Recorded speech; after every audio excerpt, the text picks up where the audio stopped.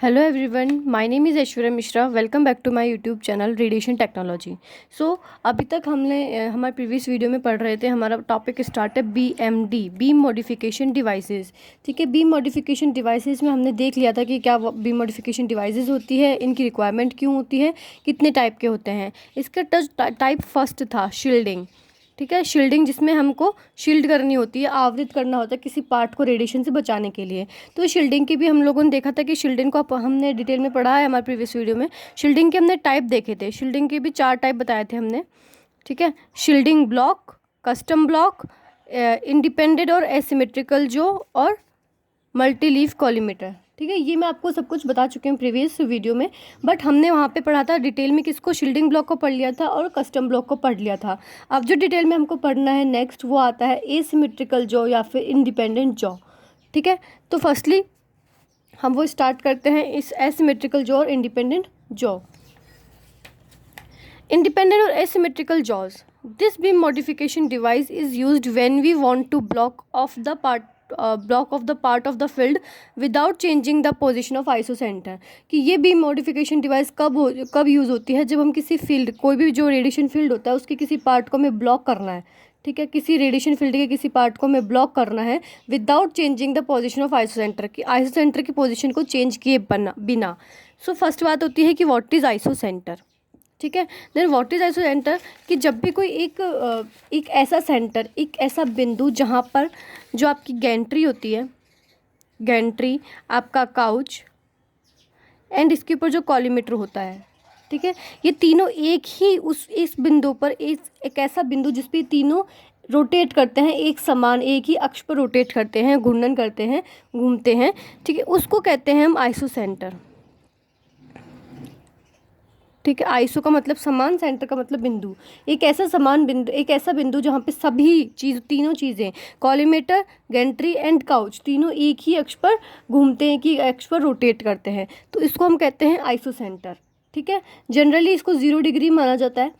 ठीक है, बट इसमें कहने का मतलब ये है कि जब आपने पेशेंट को सेटअप कर चुके हो, आप पेशेंट को सेटअप करने के बाद हम आइसोसेंटर चेक करते हैं कि जो तीनों चीज़ें हैं, गैंट्री, कॉलीमेटर, काउच, वो एक ही जगह पर है या नहीं है।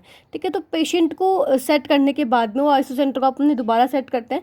तो आइसोसेंटर को सेट करने के बाद में बिना उसको चेंज किए किसी रेडिएशन के पार्ट को ब्लॉक करना है अपने को। ठीक है, अपन ने पेशेंट लगा दिया यहाँ पे। ठीक है, अब इसमें आइसोसेंटर अपन ने फिक्स कर दिया कि ये है आइसोसेंटर। ठीक है, अब इस आइसोसेंटर को मतलब चेंज किए बिना, इधर उधर सरकाए बिना, आपको उस रेडिएशन की फील्ड को ब्लॉक करना है। ठीक है, तो इसके लिए जो हमें बीम मॉडिफिकेशन डिवाइस चाहिए होती है वो होती है एसिमेट्रिकल जॉ या फिर इंडिपेंडेंट जॉ। तो सबसे पहली बात है कि जो हम बोल रहे हैं jaw, then what is jaw.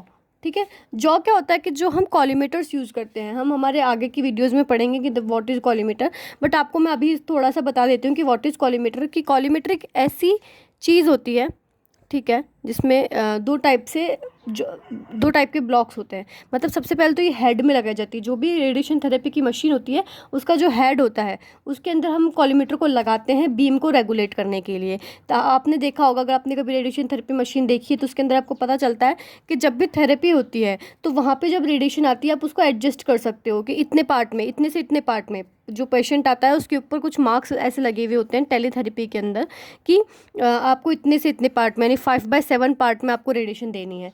तो इस हिसाब से 5/7 टाइप से, या फिर 5/5, 10/10 इस टाइप के फील्ड्स आते हैं, तो उसको आपको सेट करना होता है। तो 2 एक्सिस पे कुछ जॉज, एक बड़े बड़े जॉज लगे हुए होते हैं, एक शीट्स, बड़ी बड़ी शीट्स लगी हुई होती है लेड की या टंगस्टन की। ठीक है, एक हेड के अंदर वो क्या करती है, एक एक्स डायरेक्शन में जाती है और एक वाई डायरेक्शन में जाती है। उनके मूवमेंट के कारण इस टाइप से होता है, ये 2 एक्स हो गई और ये 2 वाई हो गई। तो इनके मूवमेंट के कारण हम लोग सेट करते हैं। जैसे एक्स है, आपको एक्स में 5 चाहिए तो ये 5 सेंटीमीटर तक खुलेगा।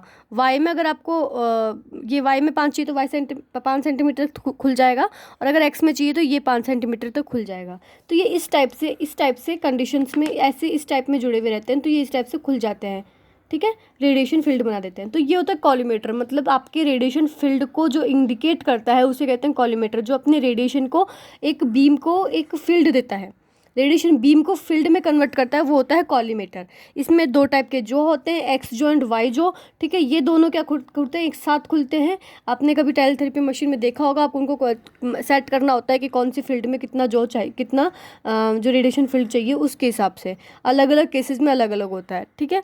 तो इस टाइप से आपको पता चल गया जॉ क्या होते हैं। कॉलीमेटर के दो पार्ट होते हैं जो कि लेड के टंगस्टन के बने हुए होते हैं। उनको अपने को मूव करवाने से अपने को एक रेडिएशन फील्ड मिलता है, ठीक है। ये हो गया jaw. But what is the mean of independent jaw या फिर एसिमेट्रिकल जॉ, कि इंडिपेंडेंट जॉ, अब आपने जॉ को तो पता चल गया कि क्या हो रहा है, कॉलीमेटर के अंदर दो शीट्स है लंबे लंबे। बट अब आप ये बताओ कि इंडिपेंडेंट जॉ या फिर एसिमेट्रिकल जॉ क्या होता है। तो इंडिपेंडेंट जॉ मतलब स्वतंत्र, यानी एक दूसरे के ऊपर डिपेंड नहीं करेंगे, यानी एक दूसरे का जो मूवमेंट होता है उनका, वो उसके एक का जो, जैसे एक्स डायरेक्शन है, तो अगर एक्स डायरेक्शन मूव कर रही है तो ऐसा नहीं है कि वो वाई जो पे डिपेंड करेगी, या फिर एक्स वन है जो एक्स टू पे डिपेंड करेगी। वो अपने ही हिसाब से मूव कर सकता है। जैसे कि मैंने आपको नॉर्मली बताया कि जैसे दो जो हैं, ये दो प्लेट्स हैं, एक्स इससे इसको खोलने से एक्स डायरेक्शन खुलेगी, तो क्या करेंगे, ये दोनों एक साथ खुलेंगे, ठीक है।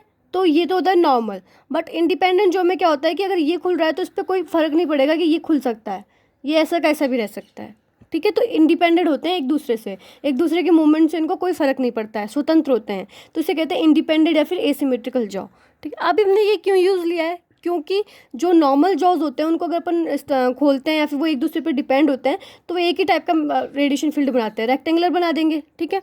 तो उससे क्या होता है कि हमें एक ही टाइप का रेडिएशन फील्ड मिल रहा है, हम उसमें डिज़ायरेबल शेप नहीं ला रहे हैं। तो बीम मॉडिफिकेशन डिवाइस में क्या होता है कि आपको एक डिज़ायरेबल शेप, ट्यूमर के शेप की आपको उसको ब्लॉक करना होता है, और रेडिएशन शील्डिंग चाहिए होती है। तो इसमें यही होता है कि जब ये एक दूसरे पर डिपेंड नहीं कर रहे हैं तो ये किसी भी टाइप की शील्डिंग को कवर कर सकते हैं, किसी भी टाइप के पार्ट को कवर कर सकते हैं, जो कि हमें डिज़ायरेबल शेप के, हमें जो जिस भी टाइप की शेप चाहिए शील्डिंग के लिए, वो हमें ये प्रोवाइड करा सकते हैं, ठीक है।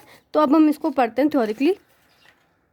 This beam modification device is used when we want to block of the part of the field के किसी पार्ट को ब्लॉक करना है without changing the position of isocentre, without changing the position की आइसोसेंटर की पोजीशन को बिना change किए हुए, ठीक है। Independently movable jaws allow us to shield a part of the field and this can be use for beam splitting, कि ये सबसे पहले तो क्या, इंडिपेंडेंटली जो मूवेबल जॉज है, स्वतंत्र रूप से जो मूव करने वाले जो जॉज हैं, वो एक तो हमारे किसी भी पार्ट को शील्ड करने के लिए यूज़ करते हैं। साथ में बीम स्प्लिटिंग मतलब बीम को स्प्लिट करना, कि कभी इधर से बीम आ रही है तो अगर आपने रेडिएशन एसिमेट्रिकल जॉ को ओपन कर दिया है और आपको इस पार्ट पर नहीं चाहिए तो बीम स्प्लिट होकर के इस साइड आ जाएगी, ठीक है। तो बीम स्प्लिटिंग में हेल्प करते हैं। इंडिपेंडेंट और asymmetrical jaws generally made up of lead के बने हुए होते हैं मेनली, क्योंकि मैंने आपको बताया जो कॉलीमेटर होता है, कॉलीमेटर के जो एक्सिस बने हुए होते हैं वो लेड के बने हुए होते हैं। और टंगस्टन के भी कहीं कहीं पे हमको दिख सकते हैं कि टंगस्टन की अलॉय के भी बने हुए होते हैं, ठीक है। Use of independent jaws generally made up of use of independent jaws and other beam blocking devices result in the shift of the isodose curve, कि सबसे अब क्या होता है कि कोई भी अगर आपने इंडिपेंडेंट जॉ यूज़ किया है, फिर कोई भी other beam blocking device use की है जैसे कि ब्लॉक्स वगैरह, तो वो क्या करते हैं, आइसोडोस कर्व में शिफ्ट ला देते हैं, ठीक है। जो इस टाइप का हमारा आइसोडोस हम देखते हैं किसी भी बीम के लिए आइसोडोस कर्व इस टाइप से होता है। तो जब हमने अगर उसके ऊपर ये रेडिएशन जॉ ला दिए, कि आपने इंडिपेंडेंट जॉ ला दिए, तो इस टाइप से ये जॉ आ गया इधर, मतलब यहाँ पे पहले रेडिएशन जा रही थी, अब यहाँ पे रेडिएशन नहीं जा रही, तो ये बीम में डाइवर्जेंस हो जाएगा, यानी जो अब जो आइसोडोस कर्व होगा वो इस टाइप से हो जाएगा, ये इसमें शिफ्ट आ गया है इधर से, ठीक है। तो ये इस टाइप से मिलेगा, ये इस टाइप से नहीं मिलेगा। तो क्या होता है, कोई भी बीम ब्लॉकिंग डिवाइस होती है या फिर कोई भी अगर जॉ होता है तो वो क्या करता है कि आइसोडोस कर्व में शिफ्ट ला देता है। This is due to the elimination of photon and electron scatter from the blocked part of the field. ये क्यों होता है, क्योंकि अगर जहाँ पर आपने इंडिपेंडेंट जो यूज़ किया या फिर जहाँ पर कोई भी ब्लॉकिंग डिवाइस यूज़ की है, वहाँ पर किसी भी फोटोन का या किसी भी इलेक्ट्रॉन का इलेक्ट्रॉन स्कैटरिंग या कोई भी फोटोन की स्कैटरिंग होएगी नहीं उस पार्ट से, वो जो फील्ड है आपने ब्लॉक कर दिया तो वहाँ तक कोई रेडिएशन पहुँचेगी नहीं, तो ऐसा होएगा ही नहीं, आइसोडोज मिलेगा ही नहीं उसको, तो आइसोडोज कर्व में शिफ्ट अपने आप ही आ जाएगा, ठीक है। तो ये होता है इंडिपेंडेंट और मूवेबल जो एसिमेट्रिकल जो, किसमें क्या हो रहा है कि दो जो हैं कॉलीमेटर के वो इंडिपेंडेंटली मूव करते हैं, एक्स एंड वाई एक्सिस पे दोनों स्वतंत्र रूप से गति करेंगे, ठीक है। और उसके लिए ये क्या करते हैं, बिना आइसोसेंटर की पोजीशन को चेंज किए, आइसोसेंटर वैसा का वैसा रहेगा, उसके बाद में ये पोजीशन को बिना पोजीशन को चेंज किए जो होते हैं किसी भी फील्ड के पार्ट को ब्लॉक कर देते हैं, ठीक है। इसके अलावा बीम स्प्लिटिंग में हेल्प करते हैं, इसके अलावा लेड के बने होते हैं, आपको इतना ध्यान रखना है, और जो ये होते हैं आइसोडोस कर्व में शिफ्ट कर देते हैं। अब हमें ध्यान रखना है कि कौन कौन से ऐसी साइट्स है जहाँ पे एसिमेट्रिकल जॉज हमने यूज़ किए हैं।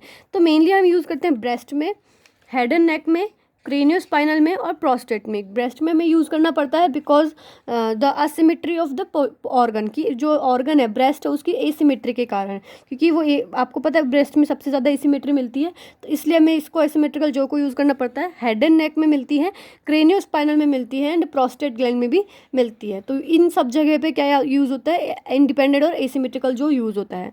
ठीक है, तो ये जो अगर अलग से आपके पास क्वेश्चन आएगा तो ये ओनली 5 नंबर कैरी करेगा। ठीक है, इसको आप इतना लिख सकते हैं। इसके अलावा आप इसमें डायग्राम्स बना सकते हैं। ठीक है, डायग्राम्स के लिए आपको मैं अलग से बता दूंगी, या फिर आप नेट पे भी सर्च कर सकते हैं अलग से। ठीक है, तो ये 5 नंबर का क्वेश्चन यहाँ पे कवर होता है। ठीक है, आपको अगर इसमें इससे रिलेटेड कोई भी क्वेश्चन या कोई भी क्वेरी आप मुझसे कमेंट सेक्शन में कमेंट करके पूछ सकते हैं। और अगर अभी तक आपने मेरे चैनल को सब्सक्राइब नहीं किया है तो please subscribe it, like it and share all the videos. Thanks for watching.